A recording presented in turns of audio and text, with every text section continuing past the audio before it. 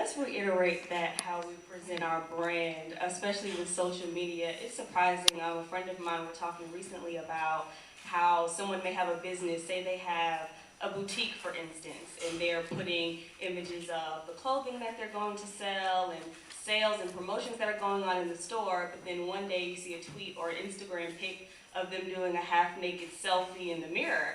And, you know, it kind of discredits your brand, and you have to be very careful about how you present yourself. Even though I have BPR Tahira as my quote-unquote personal Twitter, I'm still very aware of what I post, and it's about giving you some of my personality, but you don't have to give everything. Certain things should stay behind closed doors, and people will judge you on that, whether you think they should or not.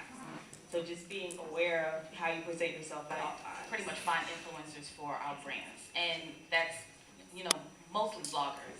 So we're looking at their Twitter handles, their Facebook page, and their blogs. So, you know, it's very hard for me to make a recommendation to a client to use a blogger when, you know, I go to your Facebook page, your blog might be amazing. You go to his Facebook page and it's like, me and my man broke up, I hate him, da da da da. You know, it's one of those, let's stick with the brand. You know, you are your own brand. By the way you dress, the way you do your hair, the way you do your makeup, you're making a statement to the world. And I feel like so many people get very comfortable, especially on Instagram, like they were saying with the half-naked women. And, you know, if you are a fashion blogger, let's stick with that on all of your social media channels, you know? So it's extremely important. I would encourage everybody to always maintain your professionalism, no matter what you think you know about the person who you're interviewing with or talking to. So when you come into my office, there's a decal that says Delta Sigma Theta. I'm a part of that sorority. And one day I was interviewing a candidate who also happened to be one of my sorors. And immediately she began to be extremely comfortable with me, and she threw up the diamond. She said, "Woo, woo." I said, "Wow," you know.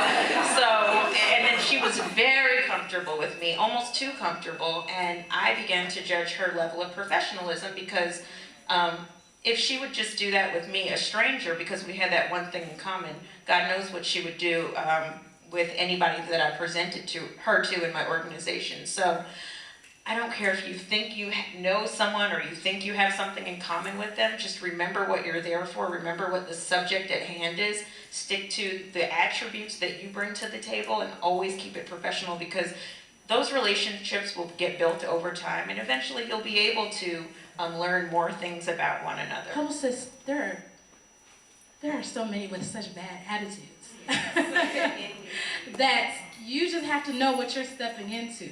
There's no need to be rude or anything of that nature, but you have got to be a very thick-skinned, aggressive person on behalf of your client in many of those opportunities, and always conduct yourself professionally. I would say save now while you can, and have a really clear plan, especially with you saving, how long you can maintain. And it would be great, well, this is probably not the best advice with Edelman sitting here, but you may want to try to take on some side clients while you're still there collecting your salary, so you're not just jumping out of the door with nothing to start. Then I guess my piece of advice for you while you're in this transition is make sure that you get multiple experiences outside of your current place of employment. So, because agencies want to know that you can multitask, like Davida and Tahira have said. So, you know, get involved with your community, get involved with maybe some affinity networks and groups that are going on within your organization, in addition to doing your day job.